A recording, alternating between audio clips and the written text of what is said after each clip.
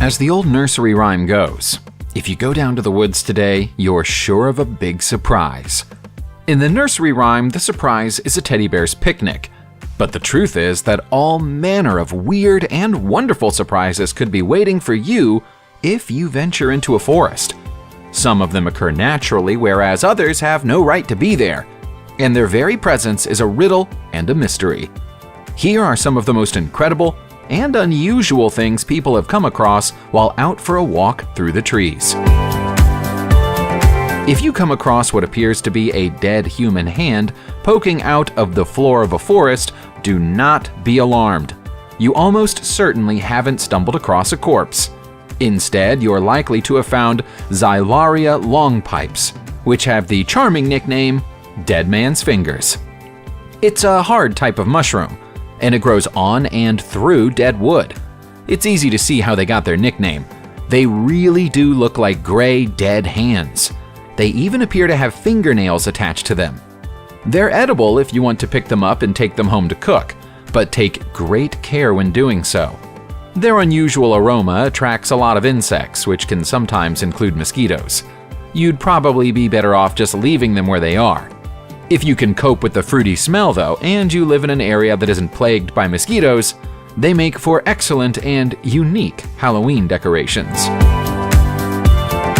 It's no secret that the Nazis engaged in strange scientific experiments during the Second World War, using both humans and animals as subjects in their cruel tests.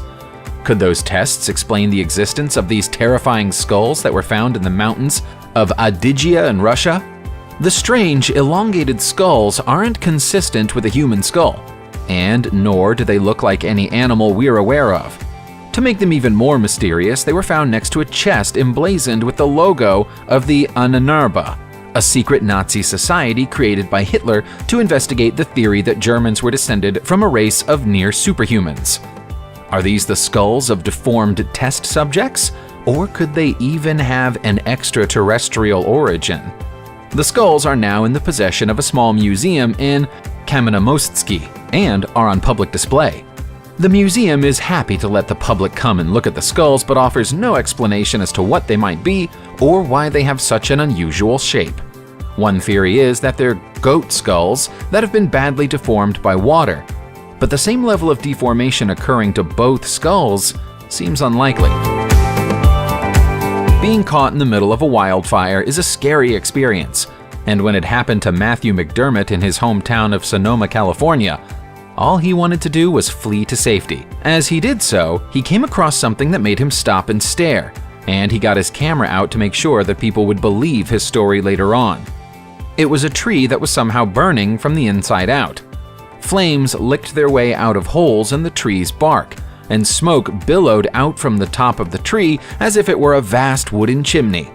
McDermott had never seen anything like it in his whole life, and neither have we.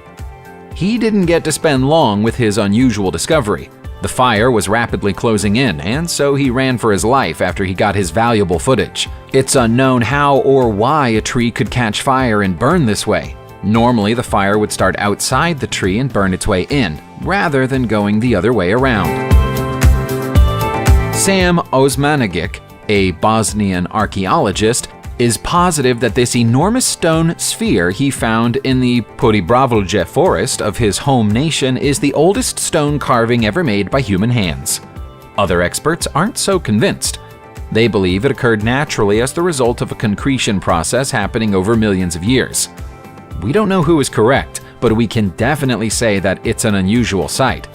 The sphere is buried in a hillside, and the fact that it has an orange tone suggests that it contains iron. If it does, that would make the concretion theory almost impossible. Sam has never attempted to move his sphere for a very good reason. It's 45 feet across, and it's estimated to weigh more than 30 tons. Sam may be a little biased. He spends his life looking for stone spheres and believes they're evidence of a lost civilization that possessed advanced technology but disappeared from the face of the earth during ancient times. Whatever the real explanation is, it's still not the type of thing you expect to find in the middle of a forest. When Brent Rawson and his girlfriend spotted this rainbow-colored swamp in First Landing State Park in Virginia, he was awed by its beauty. After he uploaded an image of his discovery to the internet, it quickly went viral. Very few people had ever seen anything like this before, but admiration quickly turned into suspicion. People assumed that such a phenomenon couldn't occur naturally, and so they feared that some kind of chemical dumping or pollution might be behind the so-called rainbow swamp. Fortunately, there's a non-toxic natural explanation for the strange sight. It turns out that the rainbow effect is simply light reflecting off a thin film that can appear on the top of swamp water when decaying vegetables release oils into the liquid. It's a rare effect, but it's known to happen in swampy areas when they go a week or two without rain, and so nothing disturbs the decomposition process. As soon as the rain comes down, the film is broken and the effect disappears. Heading back up to California, here's the Devil's Postpile National Monument. This is another rock feature that people once assumed must have been carved by ancient human hands due to the complex arrangement of columns at the site. But this wasn't the work of humans. It's the after effect of a volcanic eruption more than 100,000 years ago, and was created by lava flowing and then cooling, eventually freezing into these unusual shapes. What we see today is basically a cliff face made of basalt columns, approximately 600 feet thick. The pool of lava is still visible at the base of the columns. Sometime after the columns were formed, a glacier sheared away some of the rock at the top of the columns, leaving behind a polished surface. The longest of the columns is 60 feet tall, and it's the pile-like arrangement that gives this strange geographical feature its nickname. Strangely, there's a complete lack of horizontal joining at the site, which we'd normally expect to see in rocks formed in this manner. This might look like any other plant swaying in the breeze in the forest, but it isn't. Look more closely. It's the only plant in the forest that's swaying at all, and there's no wind blowing. It's moving all of its own accord. The odd plant was found by Jason Freeman and his wife when they went out for a walk in a forest in South Carolina. At first, they found it creepy, but after spending a few minutes with the plant, that sense of creepiness quickly gave way to amusement. At one point during Jason's video, the plant stops moving, but as he reaches out to touch it, it starts swaying again as if it's reacting to his presence. One possible explanation might be found in the little-known American Journal of Botany, which has a section on oscillation frequencies in tapered plant stems.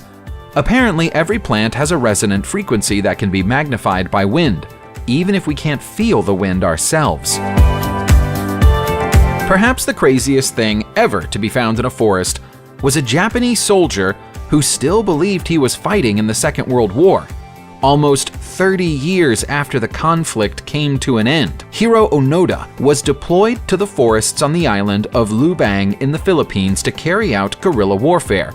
But nobody ever bothered to find him to tell him that the Japanese had surrendered, and so Onoda carried on fighting his one-man war until March 1974. Since Onoda came out of the forest, a special route called the Onoda Trail was opened to commemorate his time in the forest, with guided tours allowing visitors to walk through the trees and arrive at a cave, which was Onoda's home for nearly 3 decades.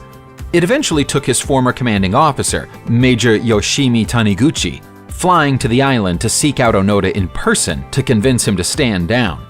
Taniguchi officially relieved him of duty, and Onoda's long solitary mission was finally over. If a plane either crash lands or is shot down over a remote forest, it may never be seen again.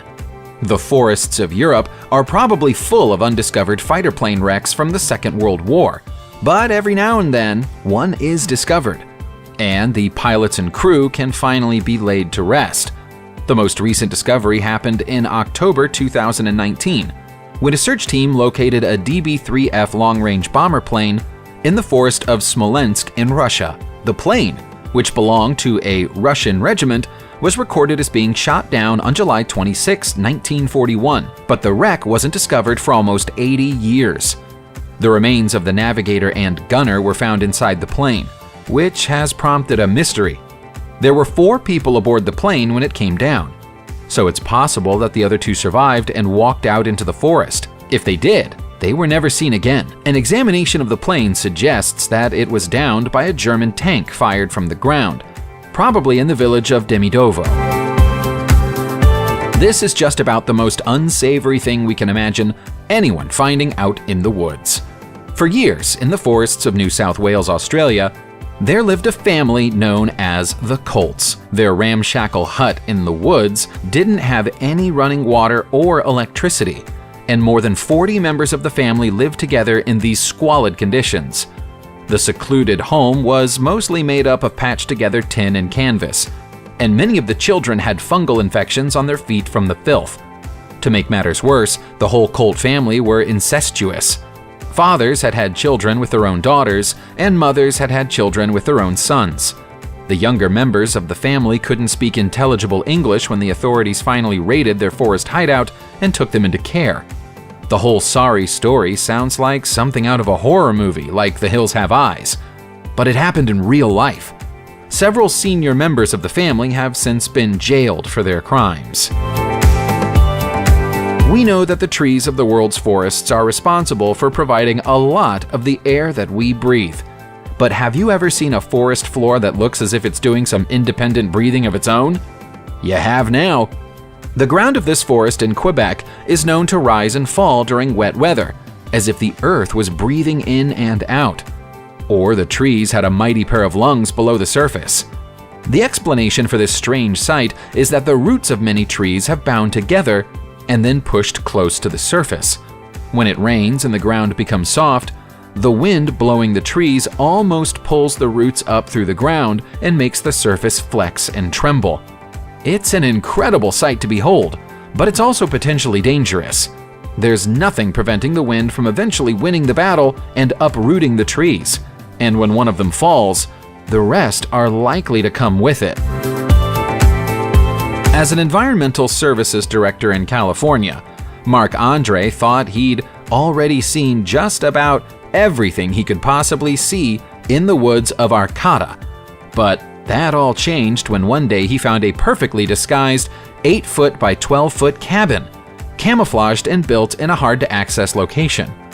Building such properties in Arcata's woodland is illegal, so Marc was within his rights when he opened the door with bolt cutters, and then gazed in amazement at what he found inside.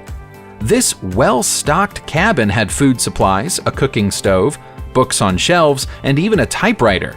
It looked like a writer's retreat, but that didn't change the fact that it had no right to be there. Marc pinned an eviction notice to the door and returned to the site a few days later to make sure the building had been vacated. He was in for a shock. The whole cabin had vanished, leaving no marks other than the symbol of the worldwide squatter's symbol, which had been etched onto the ground in charcoal. Subscribe to the channel, turn on the notification bell, and enjoy watching new videos on my channel. Thanks for watching, and see you soon!